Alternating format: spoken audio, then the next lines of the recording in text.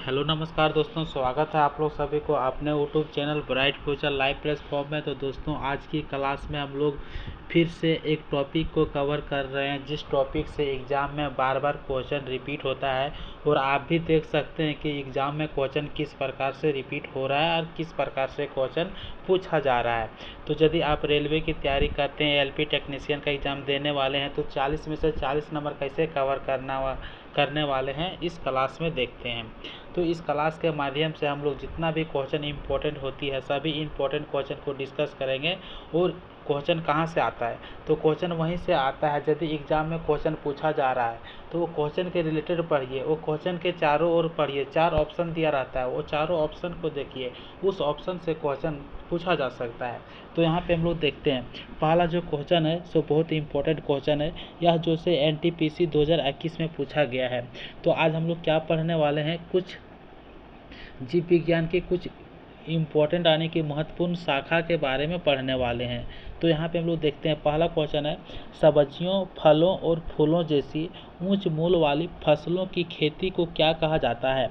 तो सब्जियाँ होती है, फलों और फूल जैसी जो उच्च मूल्य वाली फसलों की खेती होती है, उसे हम लोग हॉर्टिकल्चर के नाम से जानते हैं। तो इसके बारे में हम लोग क्या अभी समझें कि जब हॉर्टिकल्चर जो होती है, सो सब्जियों, फलों और फूलों जैसी उच्च मूल्यवान वाली फसलों की खेती को कहा जाता है।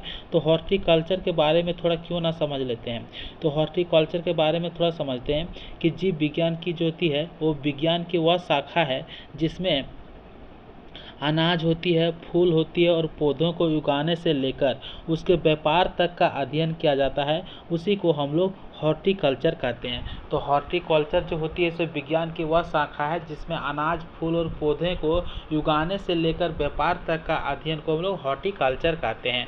हॉर्टिकल्चर जो होती है मानव उपयोग के लिए इस्तेमाल होने वाले पौधे के विज्ञान, तकनीक और विपणन से जुड़ा क्षेत्र है। इसके जो हॉर्टिकल्चर जो होती है इसे 2 भाग में होती है, एक होती है खाद से और दूसरा होती है अखाद से। तो खाद में से क्या होता है, जैसे कि फल हो गया, सब्जी हो गया, अनाज हो गया, जिसमें हम लोग खाद डालते हैं। और अखाद में क्या हो गया, जैसे कि फूल हो गया, पौधे हो गया, ये अखाद के रूप में जाना जाता है। तो हॉर्टिकल्चर के भी 2 प्रकार से बांटा गया है। तो अब हम लोग देखते हैं, तो यदि आप लोग इस क्लास को पूरी तरह से कवर कर लेते हैं, अच्छी से देख लेते हैं कि किसका अध्ययन क्या कहलाता है, किसका खेती क्या कहलाता है, तो एग्जाम में एक भी क्वेश्चन छूटने वाला नहीं है। दूसरा क्वेश्चन है, कोशिका के अध्ययन को क्या कहा जाता है। ये भी क्वेश्चन बहुत इंपॉर्टेंट है। देखते हैं, यह क्वेश्चन जो से आरआरबी एनटीपीसी 2021 में पूछा गया था, सेकेंड शिफ्ट में पूछा गया था। तो कोशिकाओं का अध्ययन को हम लोग जो कहते हैं सो साइटोलॉजी कहते हैं। तो साइटोलॉजी कहते हैं, तो आप तो यहाँ ऑप्शन में देख लिए हैं कि साइटोलॉजी ऑलरेडी इसमें से ब्लैक पेन से लिखा हुआ जो कि आंसर है। लेकिन आप बोलेंगे कि कोशिका के अध्ययन को साइटोलॉजी कहता है, वो भी आप देख के बता रहे हैं। तो यहाँ पे मेरा मतलब ये नहीं है कि देख के बताना, मेरा मतलब है ये है कि चारों ऑप्शन को डिटेल में कवर करना, किस टाइप से क्वेश्चन पूछ सकता है। तो चलिए हम लोग डिटेल में समझते हैं। तो इसका जो चारों ऑप्शन के पोस्टमार्टम करते हैं। तो यहाँ पे देखते हैं, कोशिका के अध्ययन को हम लोग साइटोलॉजी कहते हैं, इसमें से कोई दिक्कत नहीं होना चाहिए। सीरम एवं अन्य शारीरिक तरल पदार्थ के अध्ययन को हम लोग सीरोलॉजी कहते हैं। ये भी क्वेश्चन जो इस एग्जाम में पूछा जाता है, सीरोलॉजी वाला। रोगों की पहचान और निदान की विवेचना के अध्ययन को क्या कहते हैं, तो रोगों की पहचान और निदान की विवेचना के अध्ययन को हम लोग इटियोलॉजी कहते हैं। कोशिका में कोशिका झिल्ली के अंदर केंद्रक को छोड़कर पूरे जो संपूर्ण मतलब होता है पूरा पदार्थ को कोशिका द्रव कहते हैं। क्वेश्चन पूछा जाता है कि कोशिका में कोशिका झिल्ली के अंदर केंद्रक को छोड़ देते हैं, तब जो संपूर्ण पदार्थ होती है उसे क्या कहते हैं, तो उसे हम लोग कोशिका द्रव कहते हैं, जिसे इंग्लिश में साइटोप्लाज्म कहते हैं। यहाँ तक किसी को दिक्कत नहीं होना चाहिए। यह रवेदार, जलनुमा और अर्ध तरल पदार्थ होता है। यह कोशिका का 70% भाग की रचना करती है। ठीक है। थर्ड नंबर का क्वेश्चन देखते हैं, विटीकल्चर। तो हम लोग जानते हैं कि अंगूर की खेती को हम लोग विटीकल्चर के नाम से जानते हैं। तो चारों ऑप्शन को अब हम लोग डिटेल में कवर करते हैं।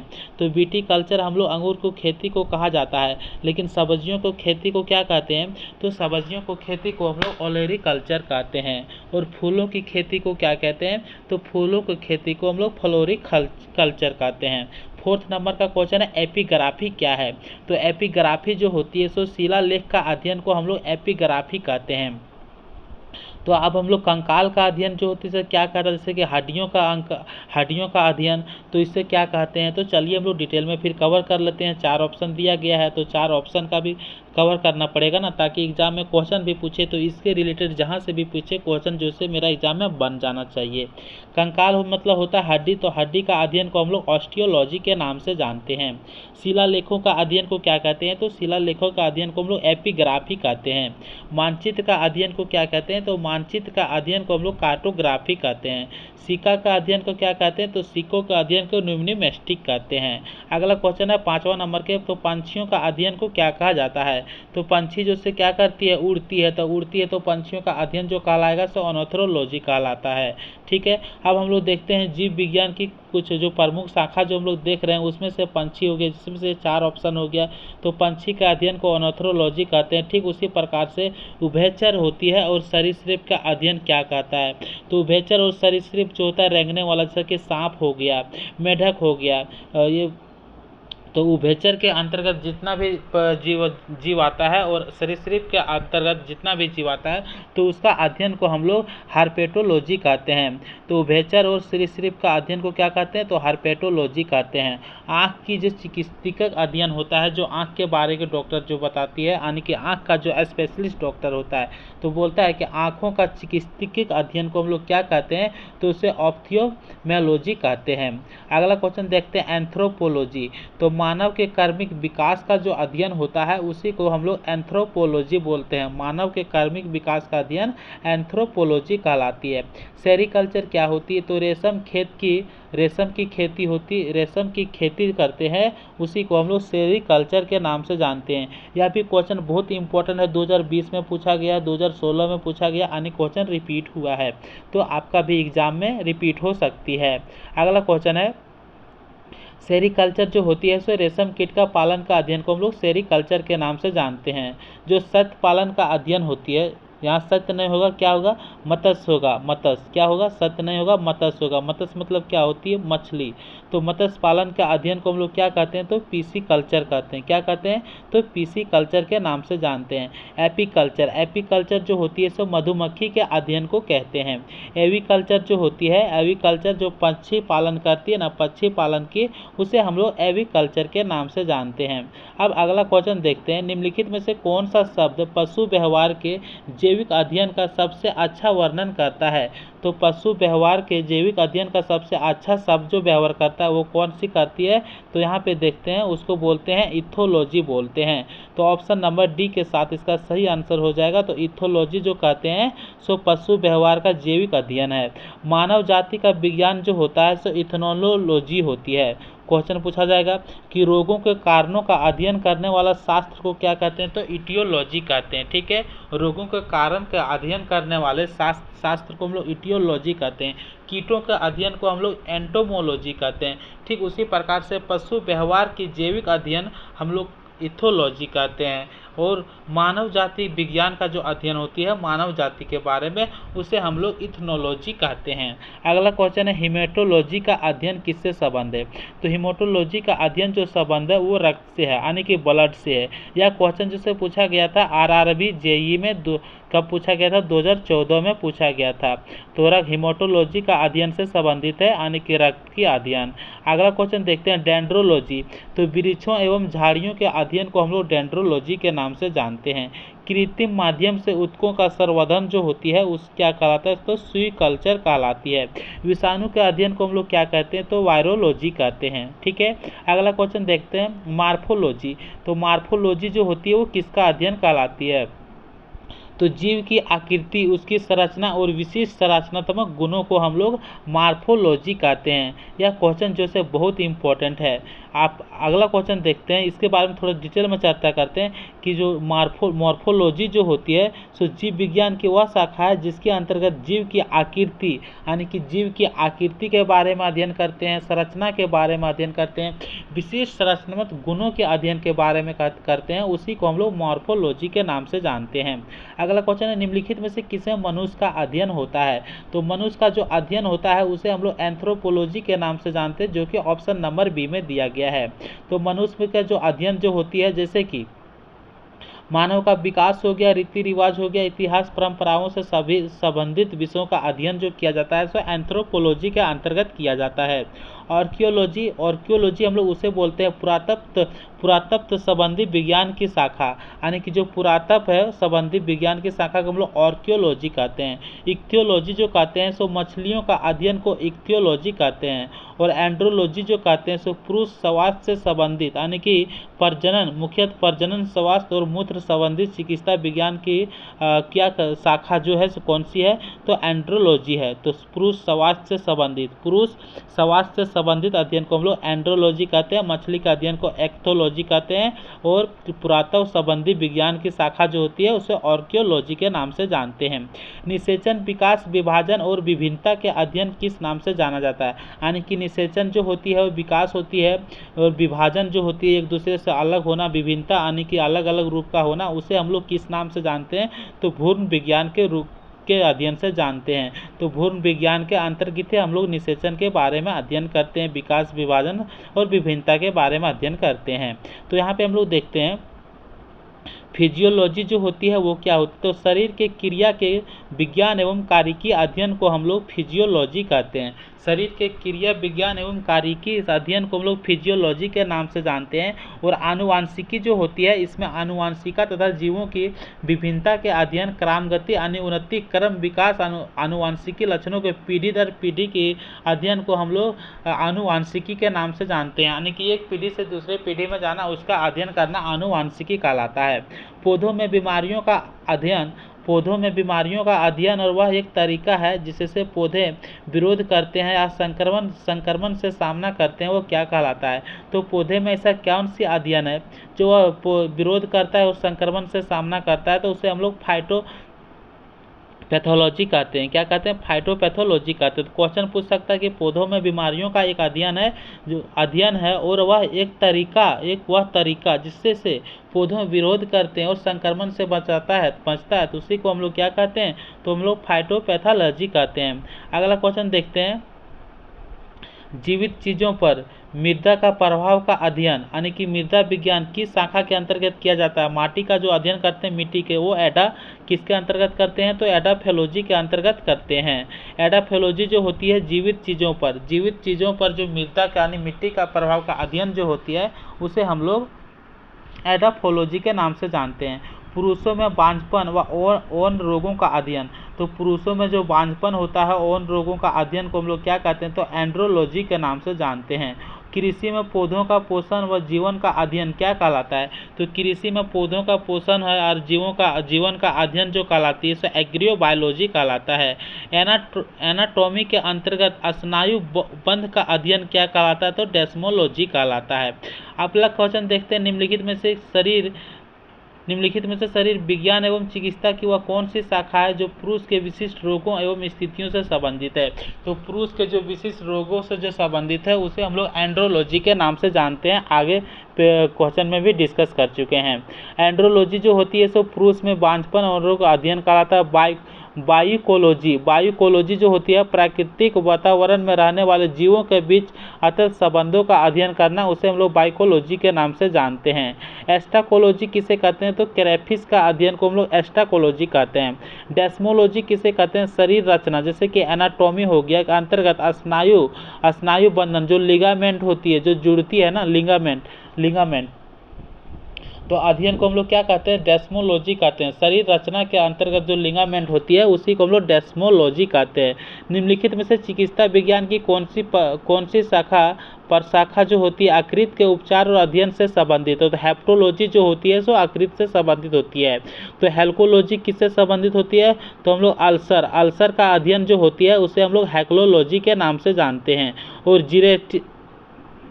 जीरिएट्रिक्स जो होती है वो बुजुर्गों के स्वास्थ्य की देखभाल को अध्ययन को हम लोग जीरिएट्रिक्स कहते हैं। ठीक है, यहाँ पे हम लोग आकृति का अध्ययन को हेप्टोलॉजी कहते हैं। साथ में पित्ताशय जो होगा, थैली, गॉल ब्लैडर होगा, अग्नाशय के साथ साथ उनके विकारों का भी अध्ययन किया जाता है। जीवों के वर्गीकरण से संबंधित जीव विज्ञान की शाखा क्या कहलाती है? तो बायोलॉजी, जैसे कि हो गया ना जीवों की वर्गीकरण से संबंधित, तो जीवों का वर्गीकरण से संबंधित जीव विज्ञान की शाखा को क्या कहते हैं? तो वर्गीकरण विज्ञान ही कहते हैं। ठीक है, जीवों के वर्गीकरण से संबंधित जीव विज्ञान की शाखा को वर्गीकरण विज्ञान कहा जाता है। यह विभिन्न जातियों के जंतु और पौधों का अध्ययन करता है। सन 1735 में कॉर्ल लिनियस ने सिस्टमा नेचुरी के आधार पर वर्गीकृत किया था। ठीक है, नेथोलॉजी, तो धार्मिक मानवीय प्रयास ईश्वर शक्ति को अध्ययन को हम लोग किसके अंतर्गत करते हैं? तो नेथोलॉजी के अंतर्गत करते हैं। शरीर रचना विज्ञान, तो शरीर रचना विज्ञान जो एंटोनॉमी होता है, जो एंटोमोनी होता है, यहाँ पे देखते हैं शरीर रचना विज्ञान जो एनाटॉमी होती है, शरीर रचना और शरीर के चीड़ के अध्ययन को हम लोग एनाटॉमी कहते हैं। अगला क्वेश्चन है फाड़ का अध्ययन जो होती है स्रोत विज्ञान, जैसे कि बोलते हैं लिम्नोलॉजी। क्या बोलते हैं? लिम्नोलॉजी जो बोलते हैं, जैसे कि नदियाँ हो गया, झील हो गया, तालाबों हो गया, जल प्रपात, अर्धभूमि और जो समुद्र से अलग है उनका अध्ययन क्या कहलाता है? तो फाड़ का अध्ययन स्रोत विज्ञान कहलाता है। ठीक है, फाड़ का अध्ययन स्रोत विज्ञान कहलाता है। नदियाँ हो गया, झील हो गया, तालाबों, जलप्रपात, अर्धभूमि जो समुद्र से अलग है, समुद्र से अलग है, उसका अध्ययन जो होती है सो स्रोत विज्ञान कहलाता है। अगला क्वेश्चन है जंतु विज्ञान किसका अध्ययन है? तो जंतु विज्ञान जो होती है जानवरों का अध्ययन है।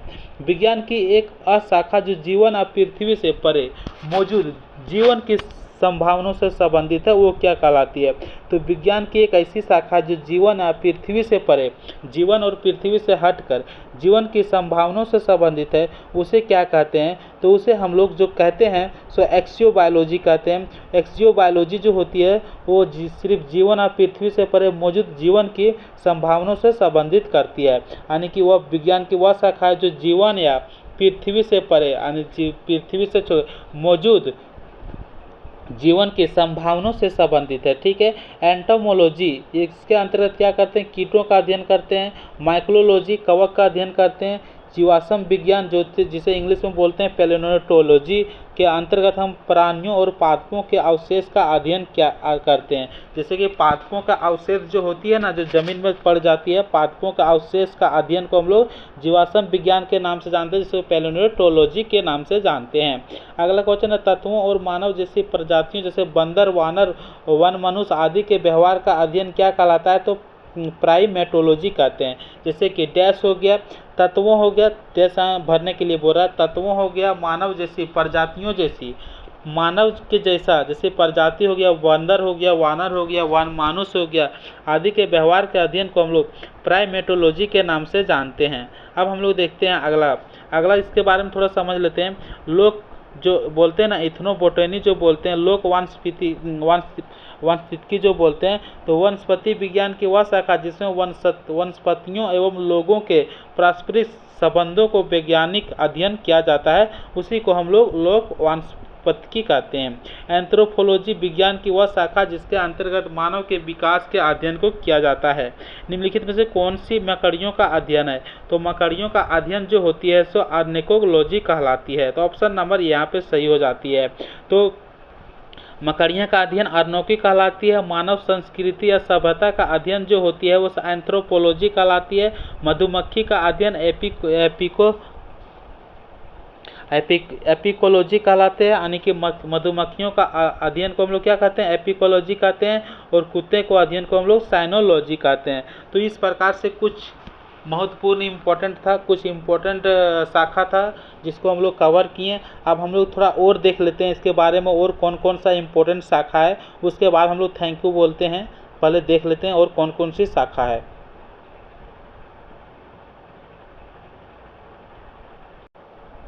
तो कुछ शाखा बचा था उसको भी इसी वीडियो में कवर कर लेते हैं ताकि क्लास को बार बार देखना ना पड़े, जो कुछ मिल जाए सो एक ही वीडियो में कवर हो जाए। तो पहला क्वेश्चन जो है, जैसे कि हम लोग सेट 1 लगा लिए, सेट 2 जो है इसी क्लास में कवर कर रहे हैं। सेरोलॉजी जो होती है वो किसकी अध्ययन कहलाती है? तो सेरोलॉजी जो होती है वो छिपकली का अध्ययन कहलाती है। किसका अध्ययन कहलाती है? छिपकली का अध्ययन कहलाती है। एंटोमोलॉजी जो होती है वो किसका अध्ययन कहलाता है? तो एंटोमोलॉजी में हम लोग कीट पतंगों का अध्ययन करते हैं, तो कीट का अध्ययन क्या कहलाता है? एंटोमोलॉजी कहलाता है। और सर्पेंटोलॉजी जो होती है वो सांपों के अध्ययन को हम लोग सर्पेंटोलॉजी कहते हैं। ठीक है, सांप के अध्ययन को क्या कहलाते हैं? सर्पेंटोलॉजी कहते हैं। अगला क्वेश्चन देखते हैं, प्राचीन काल के जानवर जैसे पौधे एवं अन्य जीवों के संरचित अवशेषों और चिन्हों का अध्ययन को क्या कहते हैं? तो चिन्हों का अध्ययन जो होता है, जैसे प्राचीन काल का जानवर जो हो गया, पौधे एवं अन्य जीवों के संरक्षण जो होता है, अवशेष, जैसे कि कुछ मर गया उसका अवशेष कुछ मिलता है, उसका चिन्ह का अध्ययन को हम लोग क्या कहते हैं? तो उसे हम लोग पैलियोटोलॉजी के नाम से जानते हैं, जैसे कि पहले भी हम लोग डिस्कस कर चुके हैं। पहले जो से पैलियोटोलॉजी के नाम से जानते हैं, जो कि ऑप्शन नंबर सी दिया गया है, जीवाश्म विज्ञान, यानी कि अवशेष के अध्ययन को हम लोग क्या कहते हैं? जीवाश्म विज्ञान कहलाते हैं। अगला देखते हैं एंथ्रोपोलॉजी। एंथ्रोपोलॉजी उसे कहते हैं जो उसके मानव शास्त्र का अध्ययन कहलाता है, यानी कि मानव विज्ञान का अध्ययन जो कहलाती है वही एंथ्रोपोलॉजी कहलाता है। आर्कोलॉजी किसके अंतर्गत हम लोग अध्ययन करते हैं? तो आर्कोलॉजी जो होती है सब मानव संस्कृति के विकास क्रम को समझाने में, उनकी व्याख्या करने में कार्य करती है। मानव संस्कृति के विकास के क्रम को, यानी कि मानव विकास के अध्ययन को हम लोग आर्कोलॉजी कहते हैं। अगला क्वेश्चन देखते हैं, अगला क्वेश्चन क्या है? फार्माकोलॉजी। फार्माकोलॉजी जो होती है इससे क्या होती है? तो फार्माकोलॉजी के अंतर्गत हम लोग जड़ी बूटी का अध्ययन करते हैं, तो जड़ी बूटी का अध्ययन को हम लोग फार्माकोलॉजी के नाम से जानते हैं। तो अब देखते हैं फाइटोलॉजी। तो फाइटोलॉजी जो होती है सो उसमें किसका अध्ययन करते हैं? तो पादप विज्ञान जो होती है ना, उसमें किसका अध्ययन? तो पौधों का विज्ञान को हम लोग फाइटोलॉजी कहते हैं। तो फाइटोलॉजी के अंतर्गत हम लोग पौधे का अध्ययन करते हैं। वनस्पति विज्ञान प्राचीन जो होती है ग्रीक शब्द से लिया गया है। तो क्वेश्चन पूछा जाता है कि वनस्पति विज्ञान प्राचीन ग्रीक शब्द से लिया गया है, जिसका अर्थ है चारागाह, घास या चारा होता है उसका अर्थ। अब देखते हैं ऑन्कोलॉजी। ऑन्कोलॉजी हम लोग क्या कहते हैं? तो कैंसर का अध्ययन जो होता है उनको हम लोग ऑन्कोलॉजी के नाम से जानते हैं। तो ऑन्कोलॉजी क्वेश्चन पूछा जाता है कैंसर का अध्ययन के क्या कहलाता है? तो ऑन्कोलॉजी कहता है। ऑस्टियोपेरिस किसका अध्ययन कहलाती है? तो ऑस्टियोपेरिस जो होती है उम्र संबंधित विकार है, जिसमें अस्थित्व के पदार्थों में कमी से अस्थिबंध की प्रबल संभावना है, यानी कि हड्डी जो ऑस्टियोपेरिस जो होती है उसमें हम लोग क्या करते हैं? इसमें हड्डी के उम्र से संबंधित विकार, जिसमें हड्डी के पदार्थों में कमी से संभावना के बारे में बताते हैं, इसका अध्ययन से हम लोग ऑस्टियोलॉजी कहते हैं। तो ऑस्टियोलॉजी पूछे तो हड्डी के अध्ययन को, लेकिन ऑस्टियोपोरिस जो होती है ये क्या होती है? पदार्थों में कमी से किसका? ऑस्टियोपोरिस जो होती है ना, जैसे कि हड्डी हो गया, तो यह उम्र संबंधित विकार है जिसमें अस्थित्व यानी हड्डी के पदार्थ में कमी से अस्थित्व भंग की प्रबल संभावना को दर्शाते हैं। एस्ट्रोजन स्तर में कमी जो होती है इसका सामान्य कारण है। मधुमेह जो होती है यह एक लंबी अवधि में उच्च रक्त शर्करा के स्तर पर बढ़ोतरी होती है। तो क्वेश्चन पूछेगा कि मधुमेह जो होती है कब बीमारी होती है? जब शक्कर का मात्रा शुगर की मात्रा जब ज़्यादा हो जाती है तो मधुमेह रोग हो जाती है। इस प्रकार से जब हड्डी में जैसी होती है और हड्डी में जब कमी पड़ जाती है, जैसे अस्थित्व हो गया, उसमें जो पाया जाता है पदार्थ पाई जाती है, उसकी जब कमी हो जाती है तो उस कमी को जब बताती है उसे हम लोग ऑस्टियोपोरिस के नाम से जानते हैं। ठीक उसी प्रकार से पूछा जाता है या अग्नाशय पेनक्रियाज, जो अग्नाशय के इंग्लिश में पेनक्रियाज बोलते हैं, बीटा कोशिका से इंसुलिन हार्मोन का उत्पादन होने की नहीं होने का कारण होता है।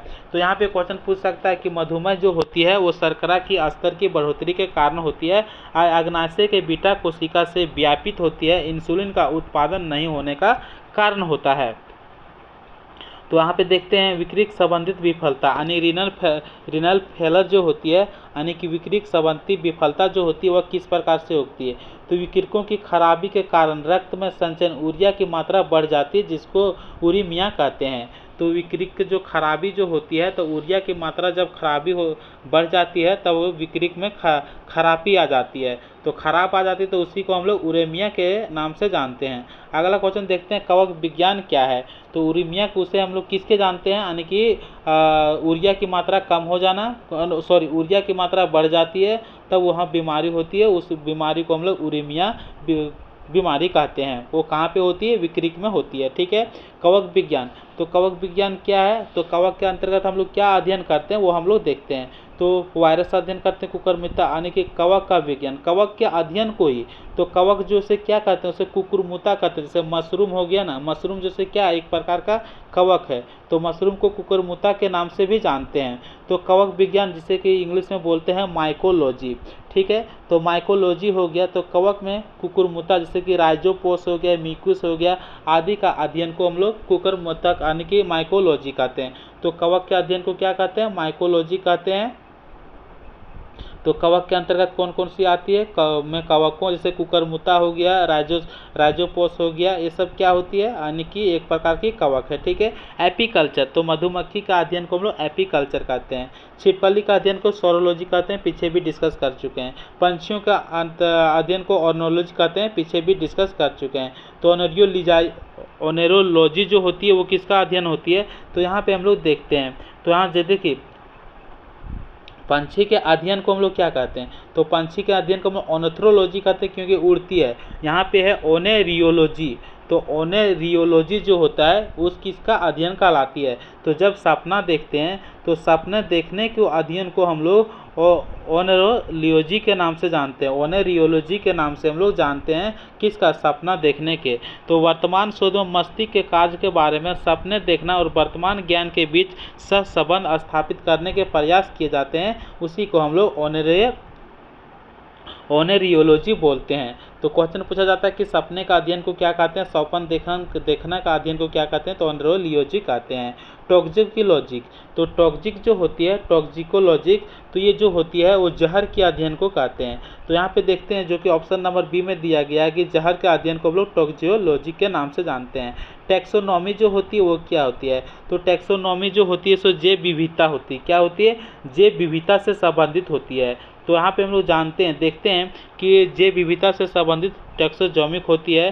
इसमें से एक होता है इसका प्रणाली के अनुसार प्रत्येक प्राणी के नाम जो होते हैं प्रथम शब्द में वंश होता है तथा दूसरा शब्द में जाति दर्शाता है, ठीक है। विभिन्न प्रकार के ऊतकों का अध्ययन को क्या कहते हैं, तो ऊतक रहे या कुछ भी रहे, तो ऊतक के अध्ययन को हम लोग क्या कहते हैं, तो ऊतक विज्ञान ही कहते हैं ना, ऊतक विज्ञान ही कहेंगे। तो अब हम लोग ऊतक के बारे में चर्चा कर रहे हैं। अब हम लोग इस प्रकार से देखें कि जितना भी इम्पोर्टेंट शाखा था पूछने लायक का शाखा था सब कवर कर चुके हैं। तो अब थोड़ा सा बच गया है सेल, इस सेल भी खत्म कर देते हैं। तो सेल में से क्वेश्चन क्या क्या पूछ सकता है, कोशिका। तो सबसे पहले क्वेश्चन पूछा जाता है कोशिका क्या है, अधिकांश कोशिकीय प्रक्रियाओं के लिए ऊर्जा जो होती है, ऊर्जा मुद्रा क्या होती है, तो वो एटीपी होती है, जो कि ऑप्शन नंबर बी में दी गई है, ठीक है। एटीपी ये क्या, इसका क्या होती है, जैसे कि मांसपेशियों का संकुचन, यहाँ पे इसके बारे में समझते हैं। एटीपी जैसे क्या है, एक जटिल कार्बनिक रसायन है। एटीपी जो है सो एक जटिल कार्बनिक रसायन है, यह जीवित कोशिकाओं आदि में पाया जाता है। तो जो कोशिका जीवित होती है उसी में पाया जाता है। यह जीवित कोशिकाओं में कई प्रकार के अलग अलग प्रक्रिया के चलने के लिए ऊर्जा आदि प्रदान करने का कार्य करता है। तो एटीपी जो से एक प्रकार का क्या है, क्वेश्चन पूछा जाएगा, तो एक जटिल कार्बनिक रसायन होती है और यह जो से जीवित कोशिका में पाई जाती है और जीवित कोशिका में कई प्रकार की अलग अलग प्रक्रिया के चलने के मूवमेंट करने के लिए ये सहायता प्रदान करती है, जैसे कि आवेग हो गया, मांसपेशियों का संकुचन हो गया। और इसका फुल फॉर्म पूछा जाता है कि एटीपी का फुल फॉर्म जो होती है वो क्या होता है, तो एडिनोसिन ट्राइफॉस्फेट होती है। अगला क्वेश्चन देखते हैं, किस कोशिकांग को कोशिका की आत्महत्या की थैली कहते हैं। तो ये क्वेश्चन देख सकते हैं आप भी कितना बार पूछा है। तो ये क्वेश्चन जो है बहुत ही इंपॉर्टेंट है और इस ऑप्शन में जो दिया गया है वो ऑप्शन भी बहुत ही इंपॉर्टेंट है। तो ऑप्शन के बारे में डिस्कस करें। तो कोशिका का जो किसी कोशिका का कोशिकांग जो होती है यानी कि आत्महत्या के थैली से नाम जानते हैं, किसी लाइसोसोम के नाम से हैं। तो यह जो से कोशिका की क्षतिग्रस्त हो जाती है, हम लोग यहाँ जानते हैं कि लाइसोसोम में से एक फट जाता है। यदि कोशिका क्षतिग्रस्त हो जाती तो लाइसोसोम में से एक फट जाता है और कुछ पाचन एंजाइम छोड़ता है, फिर जारी एंजाइम अपनी कोशिका को पचा लेते हैं, अतंत कोशिका जो होती है मर जाती है। तो लाइसोसोम की कोशिका की आत्महत्या की थैली के नाम से जानते हैं। कार्बन 6 में, ठीक है, कार्बन 6 में, ठीक है, किसी भी कोशिका में, ठीक है, 6 कार्बन वाले अणु जो होती है, ग्लूकोज के 3 कार्बन वाले अणु में पाइरूवेट में विखंडन की प्रक्रिया जो होती है वो कहाँ पे होती है? तो किसी भी कोशिका में जो होती है इसे कोशिका द्रव में होती है। तो कोशिका द्रव में 6 कार्बन अणु, ग्लूकोज के 3 कार्बन वाले अणु जो पाइरूवेट में विखंडन की प्रक्रिया जो होती है वो कोशिका द्रव में होती है। कोशिका द्रव कैसी होती है? एक जेली पदार्थ होती है जो कोशिका झिल्ली एवं केंद्रक के बीच पाया जाता है। कोशिका के अन्न अथवा कोशिकांग कोशिका द्रव में ही पाया जाता है, जैसे कि माइटोकॉन्ड्रिया हो गया, गोल्जी काय हो गया, राइबोसोम इत्यादि आदि हो गया। प्रोकैरियोटिक राइबोसोम की उप संरचना इकाई जो होती है सो क्या होती है? तो प्रोकैरियोटिक राइबोसोम की उप इकाई की संरचना जो होती है सो 50S और 30S होती है। यहाँ पे हम लोग समझते हैं कि प्रोकैरियोटिक राइबोसोम कोशिका के जीवद्रव झिल्ली से जुड़े होते हैं। 15 से 20 नैनोमीटर की आकार होती है।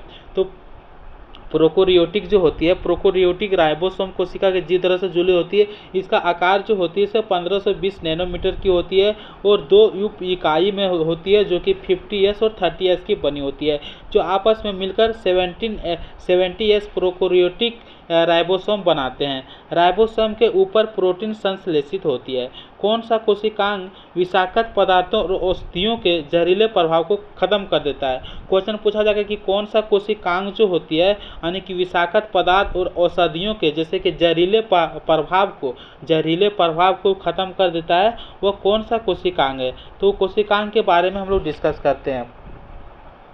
तो गोल्जी का है, राइबोसोम है या अंतःद्रव्य जलयुका है? तो जो औषधियों के जहरीले प्रभाव को जो खत्म करती है वो अंतःद्रव्य जलयुका है।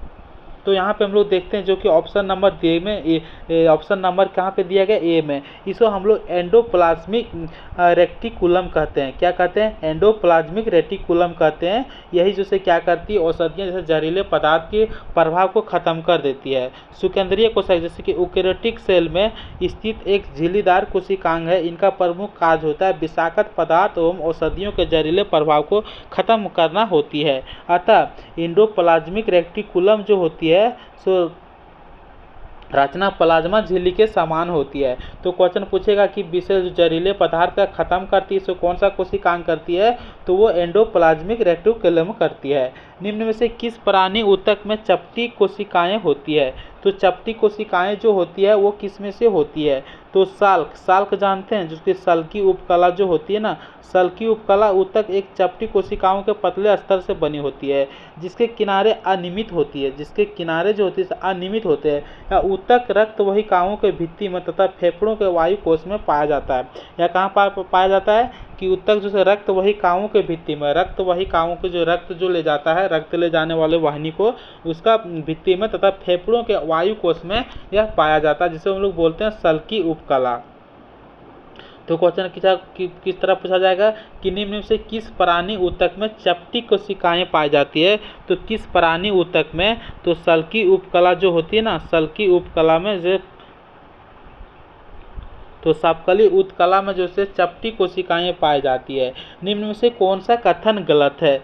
तो गलत कथन को आप लोग चूज कीजिए। तो किण्वन की प्रक्रिया के लिए ऑक्सीजन आवश्यक नहीं है, तो बिल्कुल किण्वन की प्रक्रिया के लिए आवश्यक नहीं है। तो यहाँ पे बोल रहा है कि कौन सा कथन गलत है? तो किण्वन की प्रक्रिया के लिए ऑक्सीजन की आवश्यक नहीं, तो बिल्कुल सही बोला है। श्वसन के प्रथम चरण में पाइरूविक अम्ल का निर्माण होता है, ये भी बिल्कुल सही है। श्वसन के प्रथम चरण में ग्लूकोज का विखंडन होता है, ये भी सही है। माइटोकॉन्ड्रिया में ऑक्सीजन की सहायता से एसिटिक अम्ल का विघटन होता है, तो यह जो से गलत होती है। दिए गए कथन में से 4 गलत है, क्योंकि माइटोकॉन्ड्रिया में ऑक्सीजन की सहायता से एसिटिक अम्ल का विघटन नहीं होता है, बल्कि पाइरूवेट का विखंडन होता है। पूछा जाएगा क्वेश्चन कि माइटोकॉन्ड्रिया में ऑक्सीजन की सहायता से एसिटिक अम्ल का विघटन होता है या कि नहीं होता है? तो एसिटिक अम्ल का विघटन नहीं होते है, बल्कि पाइरूवेट जो होती है उसका विखंडन होती है। तो माइटोकॉन्ड्रिया को कोशिका का पावर हाउस भी कहा जाता है। कशेरुकियों की अकृत कोशिकाओं में एसईआर द्वारा कौन सा महत्वपूर्ण कार्य किया जाता है? तो कशेरुकियों की अकृत कोशिकाओं में एसईआर द्वारा कौन सा कार्य किया जाता है? तो देखते हैं। औषधियों और विषों का निर्वासन किया जाता है, लिपिड संश्लेषण किया जाता है, प्रोटीन संश्लेषण किया जाता है, क्या किया जाता है? तो कशेरुकियों की अकृत कोशिकाओं में एसईआर के द्वारा कौन सा महत्वपूर्ण कार्य किया जाता है? तो औषधियों और विषों का निराशविष्किरण करा जाता है। तो यहाँ पे हम लोग थोड़ा समझते हैं कि स्मूथ इंडोप्लाज्मिक रेटिकुलम होती है, उसका फुल फॉर्म होती है किसका? एसईआर। एसई का फुल फॉर्म क्या होती है? स्मूथ इंडोप्लाज्मिक रेटिकुलम नामक जो से पदार्थ सार्वित होता है। कहाँ से सार्वित होता है? ये कशेरुकियों प्राणी जैसे जीवों के अकृत कोशिकाओं में स्मूथ इंडोप्लाज्मिक रेटिकुलम एसईआर नामक पदार्थ स्रावित होता है। ठीक है, तथा एक चिकनी झिल्लीनुमा परत पाई जाती है जिसे मुख्य कार्य जो औषधियों और विषयों का निराविषीकरण जो बोलता है निम्नीकृत करने में महत्वपूर्ण भूमिका निभाती है। तो निम्नलिखित में से किस कोशिकीय घटक को कोशिका के प्रोटीन के कारखाने के रूप में जाना जाता है? तो उसे हरित लवक और उसे राइबोसोम के नाम के जानते हैं। यानी कि प्रोटीन की फैक्ट्री किसे कहते हैं? तो राइबोसोम को कहते हैं। यहाँ पे हम लोग थोड़ा समझते हैं। राइबोसोम को हम लोग कोशिका के प्रोटीन को कारखाने के रूप में जानते हैं। ठीक है, अब यहाँ पे देखते हैं राइबोसोम जो होती है आरएनए और प्रोटीन दोनों से बनी होती है। राइबोसोम जो होती है आरएनए और प्रोटीन दोनों से बनी होती है, से बनी एक अंतर कोशिकाएं संरचना होती है। अब कोशिका में प्रोटीन संश्लेषण का स्थान है।